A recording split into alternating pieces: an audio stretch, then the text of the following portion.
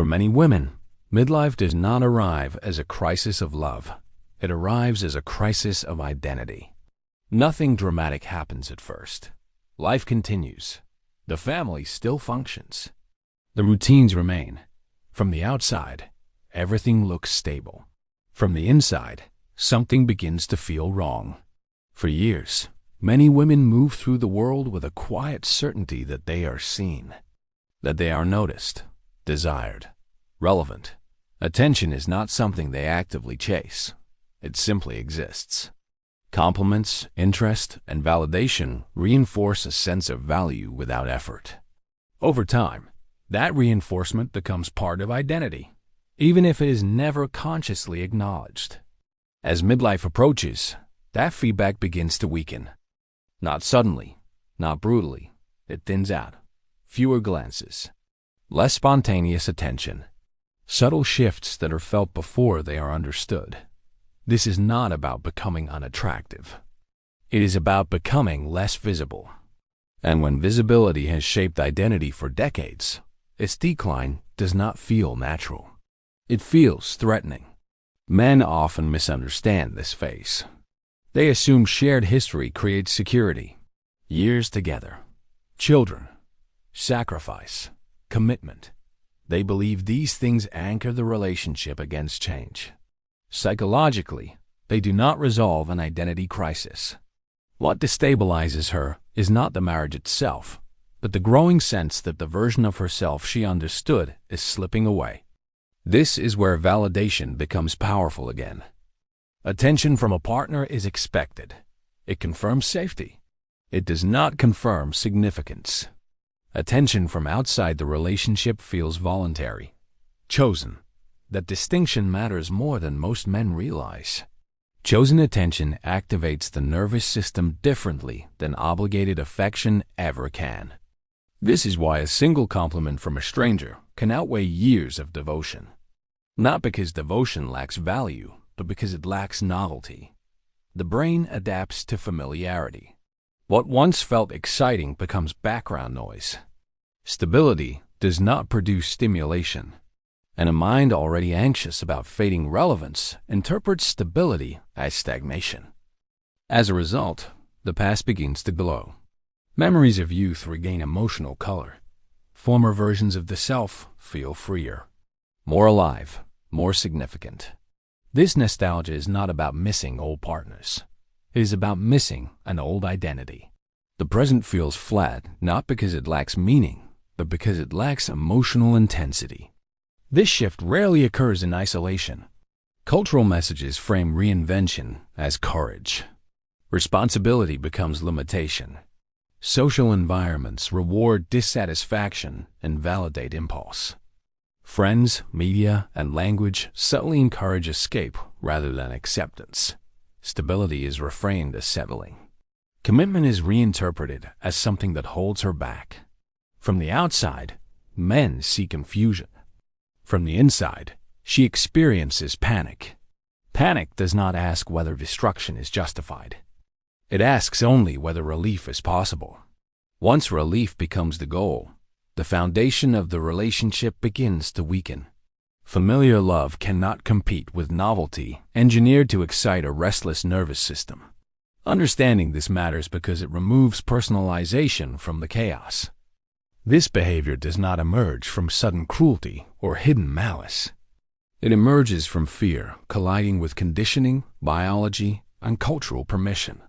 Without recognizing these forces, men search for personal failure where none exists. Clarity does not prevent damage, but it replaces confusion with comprehension. And comprehension is the first step toward protecting oneself, one's children, and one's future when identity panic begins to override loyalty, reason, and long-term consequence. The shift does not happen in isolation. It never does. Once identity begins to crack, the environment pours pressure into the fracture. Friends, media, language, social cues. All of it accelerates what fear has already started. Divorced friends become guides, not intentionally malicious, but invested. They tell stories of freedom, of rediscovery, of life finally beginning.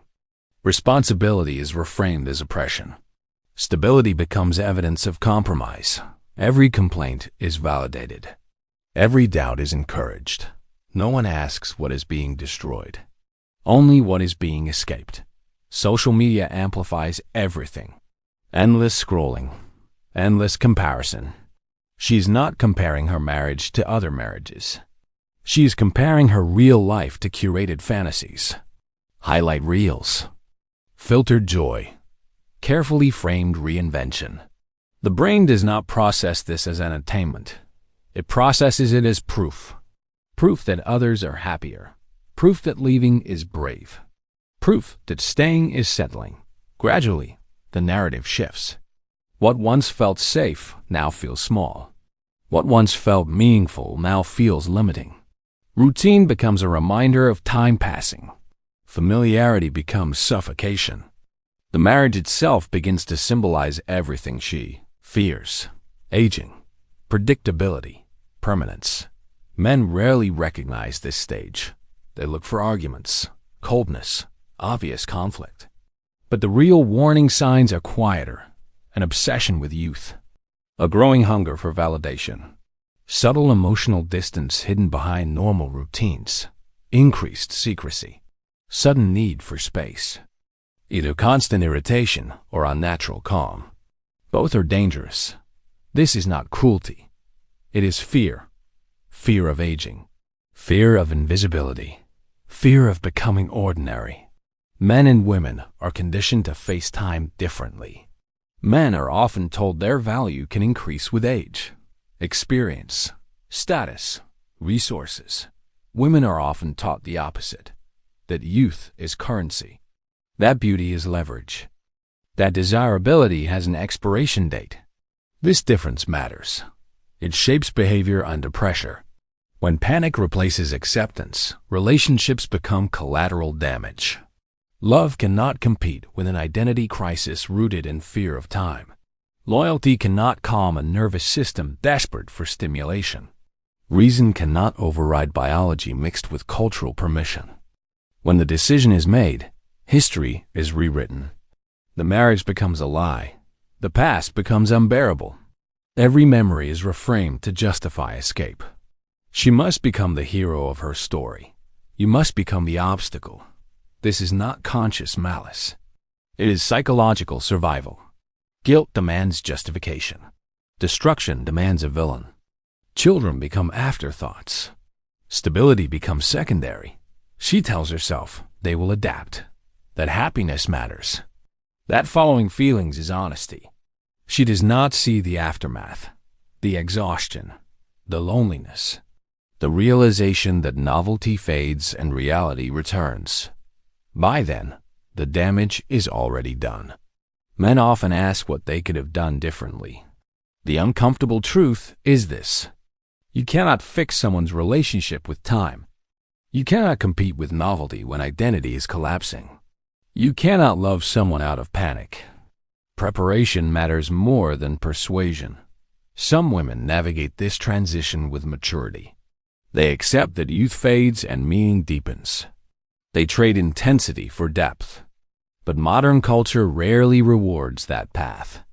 It rewards impulse. It rewards rebellion. It celebrates destruction as courage. Understanding this is not about bitterness. It is about clarity. When you see the mechanics, you stop personalizing the chaos. You stop chasing explanations that blame you for forces you did not create. Awareness does not guarantee safety, but it replaces confusion with understanding. And understanding is the foundation of self-protection when fear, identity collapse, and cultural permission converge into decisions that cannot be undone. At some point, the shift becomes physical, not just emotional, neurological. The brain does not remain static across a lifetime. It adapts. It recalibrates. The chemical reward system that once responded to simple affection grows less sensitive with age, while once created excitement now barely registers. Familiar stimuli stop producing strong emotional reactions. This is not a flaw. It is how the nervous system works. At 20, small gestures feel intense. At 40, intensity requires escalation. This is where many men lose the thread. They assume romance fails because effort declined, that the spark disappeared due to complacency. In reality, the neurological threshold has changed. What once satisfied the brain no longer produces the same response. Stability feels flat. Predictability feels empty. The brain seeks stronger input. Emotional spikes, novelty, risk, something that disrupts the familiar pattern and creates chemical contrast. This is why new attention feels electric. It cuts through numbness. It proves aliveness. And once the brain experiences that contrast, returning to stability feels impossible. This is the moment relationships quietly cross the line. Not always into betrayal, but into comparison. The familiar partner becomes the baseline. The outsider becomes the stimulus. One represents routine. The other represents feeling. From here, reversal is rare, because the brain has learned something dangerous. That excitement still exists. That stimulation is possible. That numbness is not permanent. The mind will chase that knowledge relentlessly. Men often believe this phase can be reasoned through. That conversations, therapy, or effort can restore balance. But you cannot argue with a nervous system chasing relief. You cannot negotiate with chemistry that has already learned contrast. This is why many women return after the novelty fades, yet the relationship never truly recovers. The person who comes back is not the same. She carries comparison, memory, a recalibrated threshold. The familiar partner now feels insufficient, not because he changed, but because her nervous system did. This is the point of no return. Men also misunderstand guilt at this stage. They assume guilt will prevent destruction. Often, guilt accelerates it. Guilt demands justification. Justification requires reframing history. Love becomes illusion. Stability becomes control. The past becomes unbearable. She must believe leaving was necessary, not impulsive. Biology does not make these choices consciously. It creates pressure. Culture provides permission. The individual supplies the narrative. Children, marriage, history, promises. All of it becomes negotiable when identity collapse combines with chemical desperation. This is not about morality. It is about mechanics. Men face aging differently. Their value is often reinforced later in life. Experience becomes leverage. Confidence increases. Options feel possible, even if they are never pursued. That knowledge alone stabilizes identity. Women face the opposite messaging. That time is loss. That relevance fades. That invisibility is approaching. Panic grows where confidence might have developed. This difference explains behavior. His crisis is usually embarrassment. Hers is erasure. And erasure triggers extreme attempts to reclaim significance. Understanding this does not mean accepting destruction. It means recognizing that once the brain has crossed this threshold, persuasion loses power. Prevention matters. Awareness matters. Self-protection matters. Because when chemistry, identity collapse, and cultural permission align, love alone is no longer enough to stop what follows. At that point, the question is no longer how to save the relationship. It is how to survive the fallout with clarity, boundaries, and minimal damage to yourself and your children. For many men, the most painful part is not the loss itself. It is the confusion that follows. They replay conversations. They revisit memories. They ask the same question again and again. What did I do wrong? But that question assumes the collapse began with failure. It rarely does. When identity panic takes hold, logic no longer governs behavior. History loses authority. Commitment loses weight. This is why men who did everything right are often hit the hardest. They provided stability. They were present. They built a life, and still they were replaced. Not by someone better, not by something meaningful, but by novelty. That truth is difficult to accept because it offers no redemption arc. No lesson where effort guarantees safety. No reassurance that love alone is enough. Midlife collapse is not a relationship problem. It is an existential one. When a person's sense of worth was built externally, the fading of attention creates terror. That terror does not negotiate. It does not reason. It searches for relief. And when relief becomes the goal, destruction becomes acceptable. Men are often told to respond with empathy, with patience, with self-improvement. But empathy does not calm panic. Patience does not stop identity collapse. And self-improvement does not compete with novelty. This is not cynicism. It is realism. Understanding this changes how men interpret what happened. It removes false responsibility. It ends the endless self-interrogation. You were not abandoned because you were inadequate. You were not replaced because you failed. You were collateral in someone else's war with time. That realization is not comforting, but it is clarifying. And clarity matters because what follows betrayal is often more dangerous than the betrayal itself. Men who internalize blame lose confidence, stability, and direction. They become vulnerable to manipulation, poor decisions, and long-term damage. Clarity restores ground. It allows a man to grieve without self-erasure, to feel loss without surrendering identity, to protect his children without being consumed by bitterness. The uncomfortable truth is that modern culture did not prepare women for aging with dignity, and it did not prepare men for watching identity collapse masquerade as empowerment. Everyone is told to follow feelings. Almost no one is taught to manage them. This does not mean men should live in fear. It means men should live with awareness. Patterns repeat because they are denied. They persist because they are misunderstood. When you understand the mechanics, you stop romanticizing chaos. You stop chasing explanations that never resolve.